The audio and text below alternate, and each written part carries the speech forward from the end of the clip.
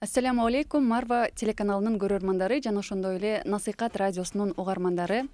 Аял жашоонун түркүгү демекчи сиздер айымдар ааламы берүүсүн көрүп олтурасыздар. Аны алып барган мен Гүлзада Талайбекова. Кадырлуу көрөрмандар, бүгүн сиздер менен кеп маданияты ийгиликтин башаты туурасында маек кылмакчыбыз. Биздин эфирибизден алыстабастан биз менен бирге болуңуздар. Бүгүн бизде конокто Ош шаардык кеңешинин депутаты, кыргыз тили коомунун вице-президенти жана ошондой эле 20 жылдан бери тележурналист болуп иштеп келген айымыбыз. Мындан сырткары үй бүлөлүк академиянын негиздөөчүсү Нуркыз Кадырбекова. Ассаламу алейкум, Нуркыз эже, бүгүнкү биздин эфирибизге кош келипсиз. Кушубак болуңуздар. Чоң рахмат. Бүгүн буюрса сиз менен кеп маданияты ийгиликтин башаты туурасында атайын маек кылууну туура көрдүк. Анда эң эле алгач сизге ушул суроону атайын. Кеп маданиятынын коомчулуктагы актуалдуулугу боюнча токтолуп кетсеңиз. Мен дайыма айтам да, баягы 1,5 миллиард калкы бар, же 2 миллиардка жакын калкы бар. Же бир Индустан, же бир Кытайдан төкмө чыкпаптыр депчи. Сөз баккан, сөзгө маани берген боюнча Орто Азия эле түрк тилдүү элдер, анын ичинде кыргызга башкалар жетпейт болуш керек. Ошондуктан баягы келиним сага айтам, керегем сен ук, уулум сага айтам, уулум сен ук деген сөздөр бар да. Бизде гана лакап, бизде гана бирөөгө айтса экинчисине таасир этет. Ошондуктан кыргыз болуп жер үстүндө жашап турганда, манас биздин баалуулук болуп кала берген сыяктуу эле, кеп маданияты жана туура сүйлөө чүберчилиги баардык баалуулуктардын башаты болуп кала берет. Ошондуктан кыргыз турмушунда жалпы адамзатка өзгөчө айымдарга кеп маданияты бул чечендик өнөр эмес, жөн эле сүйлөө, туура сүйлөө маданияты абдан маанилүү. Эң туура, эң сонун айттыңыз, чындыгында. Биз теманын аты аталганда кеп маданияты бул ийгиликтин башаты деп атадык да. Эми ушул боюнча токтолуп кетсеңиз, эмне үчүн кеп маданияты ийгиликтин башаты деп ойлойсуз? Мен өзү университетте 21 жылдан бери жогорку окуу жайда сабак берем, журналистика бөлүмүндө берем. Медициналык факультеттин студенттерине манас таандан берип калам. Ошолор айтат, эжеке кыргыз тил жок деп биз ул жака тапшырган элек. Тил жок деп тапшырган элек деп ушинткенде мен айтам да, сен ким болосуң? Эгерде врач болсоң, өзүңүн кардарыңы, бейтабыңы ынандыруу үчүн да тил керек.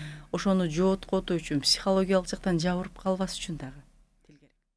Сен жолу үйдө турасыңбы? Анда эмнеге камырың ачып кеткиче келген жоксуң, кайненеңе түшүндүрүш үчүн да тил керек. Биз эмнегедир кеп маданият чечендик өнөр десе ал Путинге, Адахам Мадымаровго же Жеңишбек Токтобековго керек деп ойлойбуз да. Жогорку кеңештин депутаты бен го мен. Могу депутат жакшы сүйлөйбөйбү депчи. Эмнеге? Алар жакшы сүйлөш керек, биз эмес. Кеп маданиятынын баалуулугу ушунда жашоону жеңилдетет. Турмушту оңойлотот. Ийгиликке бир кадам жакындатат. Анын эмнеси жаман? Аны үйрөнүп коюудан, аны ашкере билип коюудан бир жериң ашыкча бул жүк эмес. Көтөрүп жүрбөйсүң, мээңдин флешкасы толуп калбайт. Бирөөгө жагымдуу сөз айтасың, комплимент айтасың. Кайра бирөөнү сени капа кылса, өзүнүн жаны ооруп, ошол эле мезгилде өкүнүп калгыдай кылып жооп бересиң. Анын эмнеси жаман? Ошон үчүн мен ойлойм, кеп маданияты ар бир адам үчүн. Ар бир кадам сайын. Мен дагы бир жолу айтам, карьера кылган эмес, журналист эмес, эфирге чыккан сулуу кыздар эмес силерге окшогон, же сабак берген бизге окшогон мугалимдерге эмес, ар бир адамга керек. Бул ийгиликтин башаты. Туура сүйлөөнү ар бирибиз билишибиз керек. Туура. Эң туура айттыңыз. Аллах разы болсун. Мисалы, үй бүлөдө деле, маселен, кээ бир учурда биз сүйлөп жатканда ошол сөзүбүздү туура так түшүндүрө албай эле кыйналган учурлар өтө көп кездешет да. Ооба. Негизи эле. Анан мындан сырткары азыр сиз мына үй бүлө академиясынын негиздөөчүсү аталып келатасыз. Үй бүлө академиясын кандай себептерден улам ачып калдыңыз? Ушул боюнча кыскача. Мен 20 жылдык ушу тележурналисттик тажрыйбамда жана мугалимдик тажрыйбамда көрдүм дагы эл менен жакын болуп калдым. Мугалим катары дагы элдер менен иштешим, журналист катарында. Мен ошон үчүн 2012 жылы саясатка бардым. Саясатка барып жүргөн мезгилде, айым сен саясатка келсең, анда укуктук билим маанилүү экен деп юрист катары билим алып, анан ошол жерден адвокат катары иштей баштаганда, мен үй бүлөдө канча көйгөй бар экенин көрдүм. Болбогон нерседен, клиптегидей, аялы күйөөсүнүн телефонун текшерип, анан чемоданын көтөрүп чыгып кетиптир деген сыяктуу нерселерди көрдүм. Эми кээ бир адамдар бар, зомбулук аябай күчөтүп ийген, эми аларга актоо жок. Бирок жөнөкөй маселелерди столдун үстүндө отуруп, бирөө мындай башка бирөө эмес, өзүң сүйгөн жарың үчүн кээде унчукпай жутуп коюп, кээде кайра ошону ачуусу кеткенде айтып, үй бүлөнү сактап калуу, жалгыз жүрүп, жан дүйнөңү жабыркатып, баланы жетим кылгандан көрө жакшыраак го деген нерсе дайым жүрөгүмө өйүп жүрчү. Мен ушунчалык ошону жүрөгүмө жакын кабыл алган үчүн мен адвокат болуп 2 жылдан ашык иштей албай койдум. Кайра журналистикага кайттым да. Анан ошондо мен ниет кылгам. Мен колум эле бошоп калсын, мен академия ачам депчи.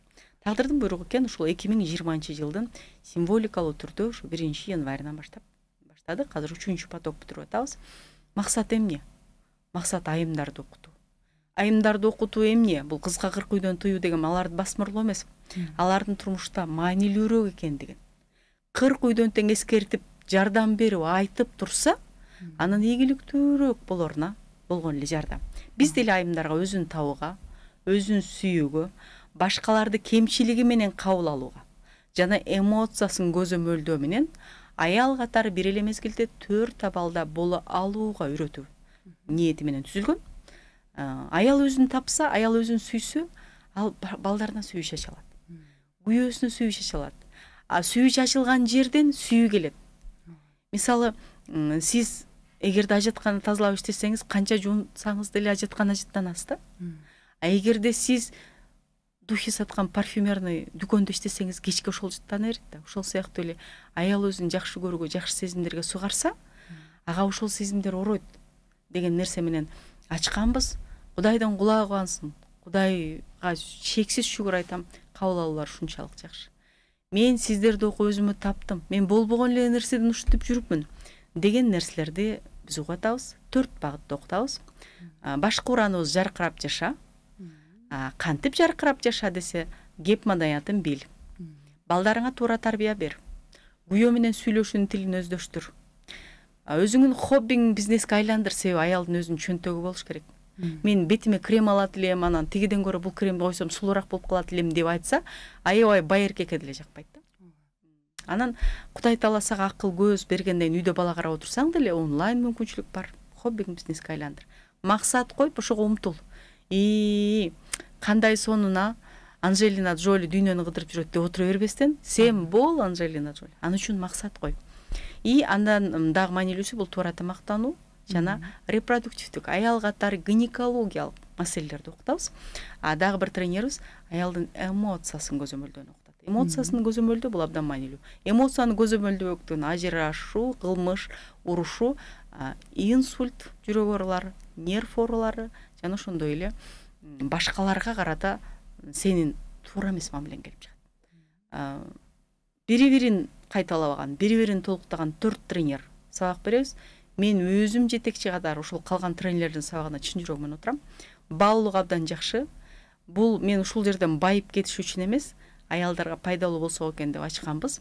Анан эми бул онлайн, офлайн жана интенсив форматта өткөрүлгөндүгүнө карабастан окуй албай калгандар бар экен. Алар үчүн 1 айда бир күндүк иш-чаралар өткөрүлөт.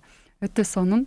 Анткени бул үй бүлөдө айымга дагы өтө керектүү, өтө пайдалуу темалардын алкагында сиздер иштешет экенсиздер.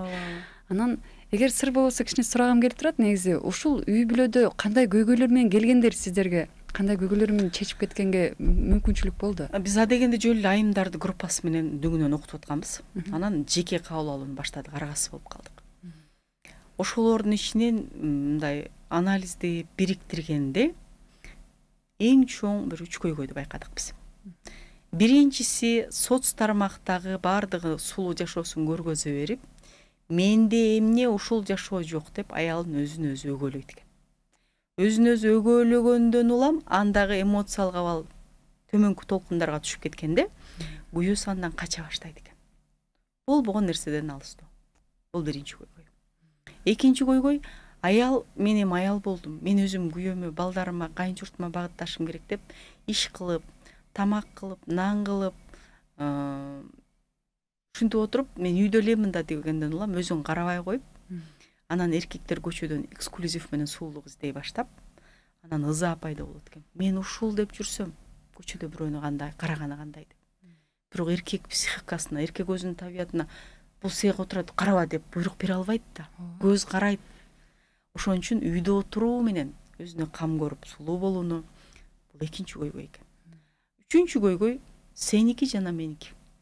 Сенин атаң, менин атам. Менин атамкына барганда мынча бергенбиз, сенин абаңкынын тоюна барганда 3000, менин абамкына 5000. Үйлөнгөндөн кийин бир эле нерсе, экөөбүз анан калгандар болот. Биз ошону үйрөтүп атабыз. Эң сонун. Чындыгында үй бүлөдө жанакы салыштыруу маселеси өтө чоң көйгөй да. Сенин атаң, сен тууганың, мен тууганым деген маселе болбош керек да. Ошол нерседе дагы Айттым мен, ал туугандарыңар менен карыз алышсаңар, силер көк китепке жазып коесуңар. Экөөң гана бири-бириңен карыз алсаңар кечилет. Бири-бириңин акчаңы колдоно бересиңер, бир төшөккө жатасыңар, бюджетиңер бир.